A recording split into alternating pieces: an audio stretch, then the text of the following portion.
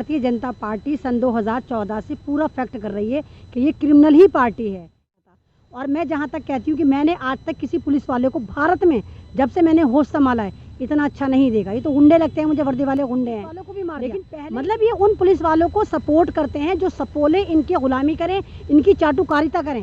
आप ऊपर करके रखते हैं, लेकिन जो पुलिस वाले देशभक्ति दिखाने की कोशिश करते हैं या तो उसको ये ठोक देते हैं या फिर उसको सस्पेंड कर देते हैं। ये कि सर जो भी भारत में डेमोक्रेसी की बात करता है उस पर ये NSA UAPA लगा देते हैं। अब आप देखिए मैं किसी पे भी लगा देते हैं, जो भी कानून की बात करता है, डेमोक्रेसी की बात करता है, संविधान की बात करता है, महात्मा गांधी की बात करता है, भीमराव अंबेडकर की बात करता है, उसको ये गद्दार कह देते हैं। देश की सच्चाई सच छुपने नहीं देंगे। ऐमन रिजवी साहिबा, आप सोशल मीडिया पे छाई हुई हैं, बेबाक बोलती हैं और सारे सवालों पर अक्सर एक मुनासिब जवाब देती है।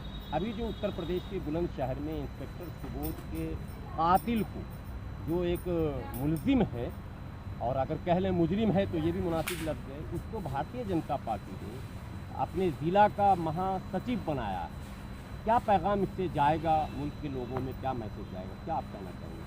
हाँ सर, उससे तो बिल्कुल एक सीधा फॉरवर्ड, स्ट्रेट फॉरवर्ड एक ही मैसेज जाएगा कि भारतीय जनता पार्टी सन 2014 से पूरा फैक्ट कर रही है कि ये क्रिमिनल ही पार्टी है, ये रेपिस्ट की ही पार्टी है। यहाँ पर कानून कुछ नहीं है, यहाँ पर जंगल राज है। मतलब जो भी रेपिस्ट होगा, जो भी आतंकवादी होगा, उसको ये बहुत ऊंचे लेके जाएंगे, चाहे वो कठवा कांड हो, चाहे ये सुबोध कुमार का इतिहास हो। आप देखिए जब वो बुलंदशहर में जमातियों का पूरा इज्तिमा हो रहा था जिसमें 2.5 करोड़ बोल रहे थे मुसलमान आए थे, और सुबोध कुमार ने अपनी जान पे खेल के वहाँ पर एक तरह का मतलब एक डिसिप्लिन कायम करने की कोशिश करी थी। और उनको रिजल्ट में क्या मिला था, इन्हीं RSS वालों ने उन्हीं की सर्विस रिवॉल्वर निकाल के, कितनी मतलब कितना ज़बरदस्त हौसला है इन लोगों का, उन्हीं की सर्विस रिवॉल्वर से उन्हीं को गोली मारकर शहीद कर दिया था। और मैं जहाँ तक कहती हूँ कि मैंने आज तक किसी पुलिस वाले को भारत में जब से मैंने होश संभाला है इतना अच्छा नहीं देखा। ये तो गुंडे लगते हैं मुझे, वर्दी वाले गुंडे हैं, लेकिन पहले इतिहास में मैंने देखा था कि हाँ कोई इंस्पेक्टर था, इतना जीदार था, जो कानून बचाने के लिए, डिसिप्लिन बचाने के लिए सड़क पर अकेला उतरा था। और रिजल्ट क्या निकला था, उसको मार दिया गया था। उनकी फैमिली को कोई कंपनसेशन नहीं मिला, और जिन्होंने मारा था उनको झंडे के उसमें निकाला गया, जो ये जितने मुजरिम तिरंगा में लपेट, हाँ तिरंगे में निकाला गया इनको कि भाई तुमने बहुत अच्छा काम करा, तुमने आतंकवाद मचाया, तुमने पुलिस वालों को भी मार दिया। मतलब ये उन पुलिस वालों को सपोर्ट करते हैं जो सपोले इनकी गुलामी करें, इनकी चाटुकारिता करें। आप सोशल मीडिया पे देख लीजिए, आप सर एक वीडियो ऐसी दिखा दीजिए जिसमें कोई पुलिस वाला किसी गरीब की मदद करता हुआ नजर आ रहा हो, किसी को मतलब मॉब लिंचिंग कर रहे हैं पुलिस वाले, चाहे वो अभी आपने गुना में देखा हो 3 किसानों को मार दिया, चाहे वो जहर पी के खुद मरे हो, लेकिन वजह कौन है, ये पुलिस वाले। 150 पुलिस वाले जाते हैं उन किसान दंपति को कैसे मार रहे हैं जैसे बहुत बड़े मुजरिम। उनका गुनाह क्या था कि वो खेती कर रहे थे, उनका गुनाह क्या था कि वो उधार लेके खेती कर रहे थे, 2-3 महीने नहीं छोड़ सकते थे। मतलब 3 लोगों को इन्होंने कत्ल कर दिया इन्हीं पुलिस वालों ने। तो ऐसे पुलिस वालों को बीजेपी ऊपर करके रखती है, लेकिन जो पुलिस वाले देशभक्ति दिखाने की कोशिश करते हैं या तो उसको ये ठोक देते हैं या फिर उसको सस्पेंड कर देते हैं। उसकी सीधी मिसाल अगर आप देखें, सुनीता यादव जिनको निकाल दिया, उसका जुर्म क्या था कि उसने वहाँ से एक नेता के बच्चे को, आप लोगों की आवाज़ रंग लाई है, सुनीता यादव को फिर से बहाल करने की खबर आ रही है। मतलब कहना क्या मतलब ये है कि सर जो भी भारत में डेमोक्रेसी की बात करता है उस पर ये NSA UAPA लगा देते हैं। अब आप देखिए मैं जिस चैनल पे जाती हूँ मेरे कमेंट में देखिए कहते हैं योगी इस ऐमन रिजवी को पकड़ के इस पर NSA लगा दो, UAPA लगा दो। यानी ये वाली बात खुद सिद्ध कर रहे हैं कि UAPA NSA ये फर्जी लगाते हैं, ये किसी पे भी लगा देते हैं, क्योंकि असल गद्दार ये हैं। आप इतिहास उठाकर देखें, ये सब सावरकर वाले हैं, गॉडसे वाले हैं। गॉडसे भारत का पहला आतंकवादी डिक्लेयर हुआ था और ये उसको मानते हैं और फिर कहते हैं भारत हमारा है, भारत हमारा है। आपको क्या लगता है आवाज़ उठनी चाहिए या नहीं उठनी चाहिए? सर आवाज़ तो लगातार उठनी चाहिए, क्योंकि एक चींटी भी हाथी को मारने की वजह बन जाती है। तो अगर आवाज़ छोटी भी हो तो कोई तो सुनेगा, 2, 4, 6 सुनेंगे, और सबको यूनाइटेड होना चाहिए। जितने भी अपोजिशन ये सारे खील 3-13 बाट होके पड़े हुए हैं, सबको एकजुट हो जाना चाहिए। सारी पार्टी एक साथ हो जाएं और इस आतंकवादी भगवा पार्टी को उखाड़ फेंके जड़ से, क्योंकि पूरे भारत को बर्बाद कर दिया। आप देखिए सर, हमें तो दुश्मनों की ज़रूरत ही नहीं है, हमें तो नेपाल की, पाकिस्तान की, चाइना की ज़रूरत ही नहीं है। हमारे अंदर तो खुद ही इतने भगवा आतंकवादी मौजूद हैं कि इन्होंने ही पूरे देश की ऐसी की तैसी रख रखी है। हमें नेपाल की क्या ज़रूरत है, हमें चाइना की क्या ज़रूरत है। जब देश को यही बर्बाद कर रहे हैं। तो यानी सरहद पे हम उनसे लड़ें, अंदर इनसे लड़ें, और हम जब हक की बात करते हैं तो हमारे पे NSA लगा दिया जाता है। डॉक्टर कफील उसकी मिसाल हैं, जितने शर्जील उस्मानी है, शर्जील इमाम है, सारे जितने सोशल एक्टिविस्ट उठते हैं, चाहे वो खालिद सैफी हो, तो जितने भी उठते हैं, मीरान हैदर, उनको जो भी हक की बात करता है उनको पकड़ पकड़ के जेल में डाल देते हैं। आपने मीरान हैदर का नाम लिया, ये मीरान हैदर सोशल एक्टिविस्ट के साथ RJD के दिल्ली के यूथ के प्रेसिडेंट भी थे। तो तेजस्वी यादव का ऑन रिकॉर्ड कोई बयान आप तक आपकी नज़रों से गुजरा है? नहीं, कोई नहीं गुजरा सर। यही वाली बात है, हमारी अपोजिशन बड़ी चालाक है। वो भी जातिवाद, मुस्लिमवाद, हिंदूवाद, दलितवाद करती है। जहाँ कोई मुस्लिम होता है तो सारे के सारे बॉन्ड चबा लेते हैं, बॉन्ड चिपका के चुप हो जाते हैं, चलो भाई मुसलमान मरा। यानी कहीं ना कहीं इनके दिमागों में भी RSS सोच है।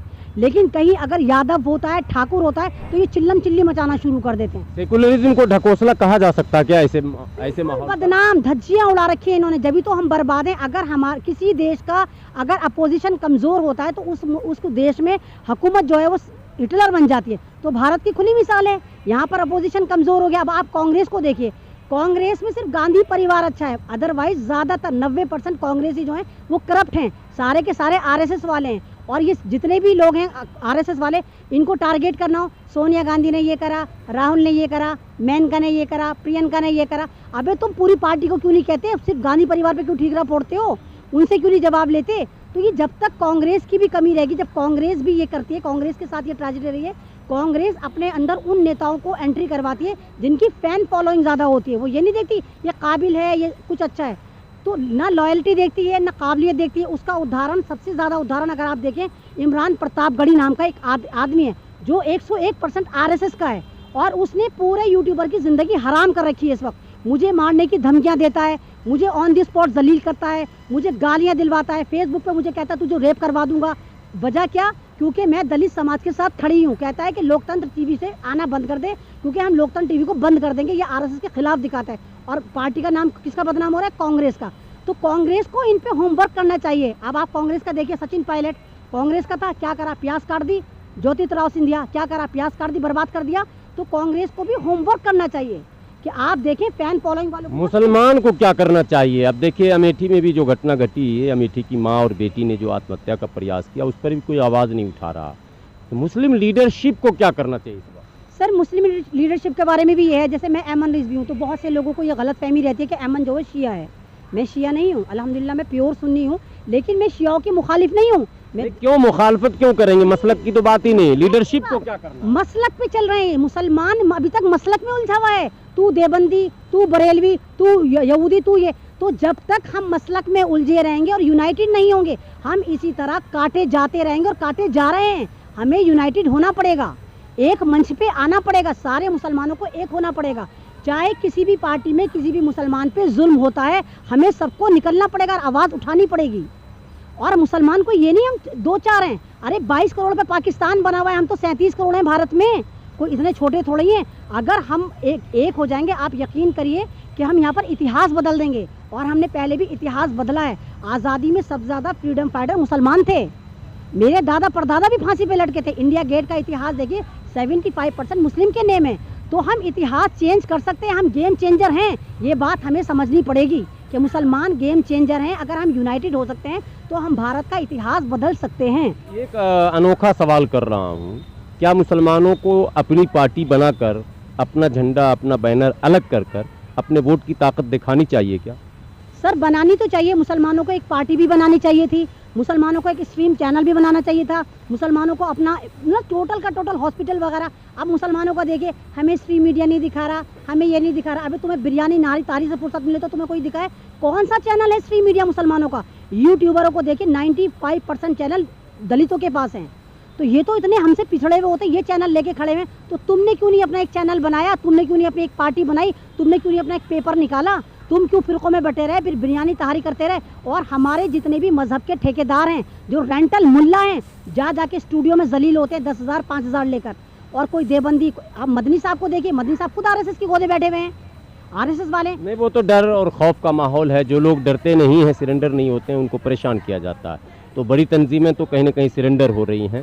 तो मैं ओवैसी साहब के बारे में आपसे जानना चाहूँगी कि ओवैसी साहब की पार्टी है मजलिस, और इस वक्त वो बिहार में भी चुनाव की तैयारी में हैं। आप किस नज़रिए से देखते हैं, क्या एमआईएम को चुनाव मैदान में बिहार, उत्तर प्रदेश इन जगहों पर उतरना चाहिए? जी सर, उतरना तो चाहिए, लेकिन फिर दूसरे लोगों को सपोर्ट भी करना चाहिए। हालांकि ओवैसी साहब के बारे में भी बहुत सारी बातें नेगेटिविटी है कि हैदराबाद में बहुत सारी मस्जिदें शहीद हुई, ओवैसी साहब नहीं बोले, लेकिन बाबरी मस्जिद पे चिल्ला चिल्ला के ये नेता बन गए। मतलब है, मुझे नहीं मालूम वो फैक्ट कहाँ तक है, लेकिन अगर ओवैसी साहब वाकई में एक अच्छे लीडर हैं, मुसलमानों के लिए रहनुमा हैं, तो फिर इनको सपोर्ट करना चाहिए। तमाम मुसलमानों को इनको सपोर्ट करना चाहिए। वोट तो फिर भी कटता है, तो आप इनको दे के वोट काट लो ना। 3-13 बाट में करके दे तो चलो वोट कटेगा, इनको ही दे के काट लो। तो एक पार्टी मुसलमानों की बननी चाहिए और सारे मुसलमानों को एकजुट होकर उसके पीछे जाना चाहिए। यादवों ने पार्टी बनाई, कामयाब हो गए। जाटवों ने पार्टी बनाई, कामयाब हो गए। बघेलों ने बनाई, सोनेलाल पटेल ने बनाया, सब ने अपनी बिरादरी की पार्टी बनाई और सत्ता का सुख लिया। अभी सोनेलाल पटेल की बेटी केंद्र में मंत्री भी बनी बैठी है। लेकिन आखिर क्या कारण है कि मुसलमान सिर्फ गुलामी कर रहा तमाम पार्टियों की, और मैंने ओवैसी साहब को या डॉक्टर अयूब साहब को कोई कबूल नहीं कर रहा? इसमें क़यादत की गलती है या हम लोग मुसलमानों की सोच गलत है? नहीं, क़यादत की गलती नहीं कह सकते सर आप इसको, क्योंकि कोई भी नेता किसी समाज को नहीं बदल सकता। समाज को बदलने के लिए हर घर से, हर महल्ले से, हर स्टेट से तहरीक चलानी पड़ेगी। अब अगर आप हैं तो आप पूरा समाज नहीं बदल देंगे, चाहे मैं आपको पीएम बना दूं या मुझे पीएम बना दो, मैं भारत का इतिहास नहीं बदल सकती जब तक उसको बदलने के लिए हर घर से तहरीक नहीं शुरू होगी। तो मुसलमानों के साथ ये ट्रेजेडी है, मुसलमान अगर कोई ऊपर जाता है ना तो दूसरे 10 लोग उसकी टांग खींचने आ जाते हैं, उसके पूरे ख़ानदान की स्टोरी ले आते हैं, इसका वो था, उसका वो था, मतलब उसके अच्छे काम नहीं देखते, उसकी पर्सनल लाइफ में इंटरफेयर करके उसको बर्बाद कर देते हैं। तो ये मुसलमानों की कमी रही है, और जब तक इस तरह होता रहेगा आप यकीन करिए भारत में मुसलमान इससे भी ज़्यादा पिटेगा।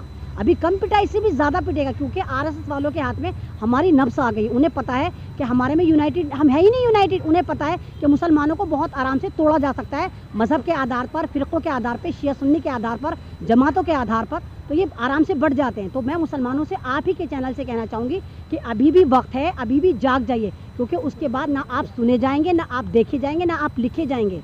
संविधान बिल्कुल ख़त्म कर दिया जाएगा और आपको ग़ुलाम बना दिया जाएगा, जो कि आप अभी भी बन चुके हैं। तो अभी भी है कुछ वक्त कि अपनी जंजीरें तोड़ दीजिए, आज़ाद करिए खुद को और अपनी एक पार्टी बनाइए, या जिन पार्टियों के साथ है कम से कम उनके लिए लॉयल हो जाइए। बहुत बहुत शुक्रिया अयमन रिजवी साहब।